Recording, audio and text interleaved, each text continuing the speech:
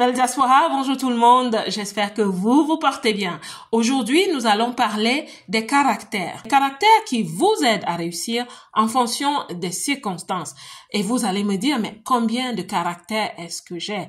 C'est pour ça que je vais commencer par introduire qu'il est important pour chacun de nous d'être des personnes équilibrées. Oui, je vais droit au but comme ça parce que je ne souhaite pas que la vidéo soit trop longue. Je souhaite qu'elle soit à l'image de mon message, précise, concise, forte, puissante et droit au but.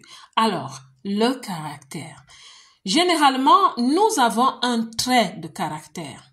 Un caractère que les gens reconnaissent, que nous manifestons au jour le jour. C'est pour ça qu'on pourra dire tel a tel type de caractère.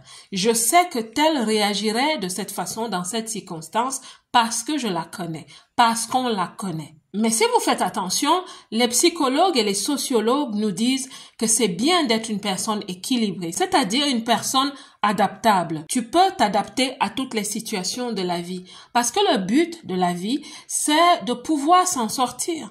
Et la vie nous présente souvent toutes sortes de situations. Il y a des situations où nous avons besoin d'être comme un agneau, des situations où nous avons besoin d'être comme une brebis, des situations où nous avons besoin d'être comme des lions, mes belles. Et il n'y a rien de mal à ça tant que ce n'est pas méchant.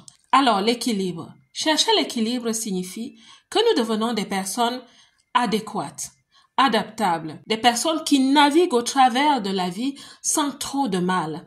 On va prendre des coups, c'est sûr. Tu prendras des coups, ma belle, dans la vie. Les gens prennent toujours des coups, qu'à cela ne tienne. Quand tu as une personnalité, un caractère qui sait s'adapter, qui comprend l'environnement, qui se comprend lui-même. Et là, je te parle de l'intelligence émotionnelle parce que c'est de ça qu'il s'agit.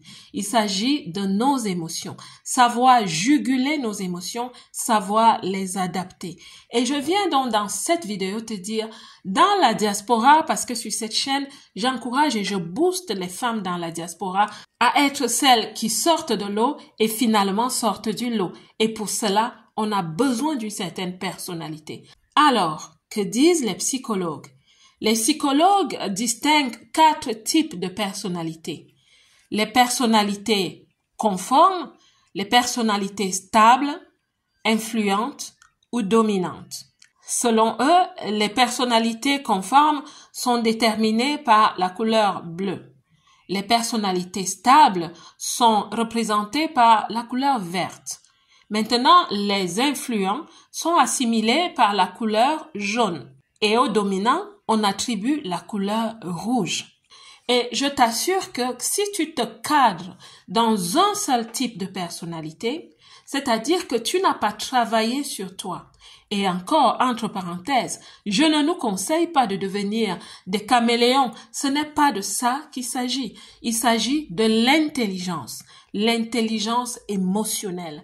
Ça veut dire que une personne adaptable au niveau émotionnel, une personne qui se comprend émotionnellement, elle connaît ses forces, ses faiblesses émotionnelles, elle travaille sur sa puissance mentale et elle sait aussi être empathique au point de reconnaître les émotions des autres, de les juguler, de conjuguer avec parfois. Alors, moi, le conseil que je te donne dans cette vidéo, c'est vraiment, comme disent les psychologues et les sociologues, de devenir une personne équilibrée. Parce qu'il y a des situations où tu as besoin d'être juste assis.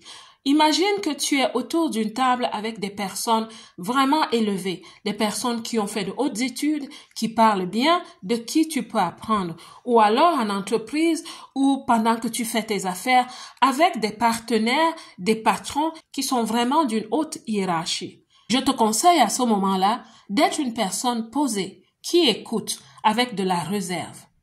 Quand tu te retrouves dans une situation où des personnes présentent des difficultés à naviguer la vie, à naviguer les choses, je te conseille aussi d'apprendre à devenir cette personne de couleur verte, c'est-à-dire empathique, aimable, aimante, hospitalière. Maintenant, la vie va te conduire à des situations de leadership où tu seras la personne vers qui les autres regardent. Je te conseille là, ça va te faire rire, mais d'être une personne avec un leadership qui englobe tout.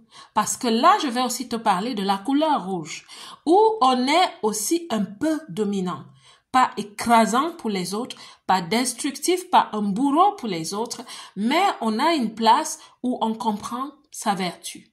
Je parle de vertu, pas de pouvoir. On comprend sa vertu, on sait naviguer les situations, on comprend les situations, on comprend les autres, on sait aussi de temps en temps leur donner le podium, on sait surtout apporter des solutions et au-delà de tout, on sait montrer le chemin. Donc, dans cette petite capsule, je viens de te parler de l'adaptabilité, mais je vais mettre l'accent sur le caractère de la couleur rouge, c'est-à-dire la personne qui domine. Mais tu ne domines pas sur les humains, mais sur les situations. Parce que quand on vit loin de chez soi, on rencontre parfois des situations qu'on ne comprend pas, qu'on ne connaît pas. Si tu vis en Occident, dans un pays très développé, tu auras besoin de faire face à des situations où en même temps tu apprends et tu appliques. Au travail par exemple, tu te retrouves dans un cadre où tout est tellement moderne et modernisé que tu as besoin de dompter tes peurs. Et c'est là où la puissance mentale va t'aider. Tu vas te déterminer d'apprendre, d'être au-dessus des choses, d'être au-dessus de l'eau qui souhaite t'engouffrer. Être cette personne qui domine la situation et qui continue sans jeter l'éponge. J'espère que cette petite capsule de motivation va vraiment aider une personne. Travailler sur son caractère est très important. Ne plus être les personnes qui disent « what you see is what you get ». Non. Vraiment travailler sur soi, comme on le fait avec une pierre précieuse. Elle est rudimentaire, mais plus on travaille sur elle, plus elle brille. Donc, ma belle, je te souhaite de travailler sur ta brillance, de la révéler au monde, d'être reconnue par tous et d'être cette personne qui apporte des solutions. La belle diaspora, que Dieu vous bénisse. Quant à moi, comme d'habitude, je vous aime.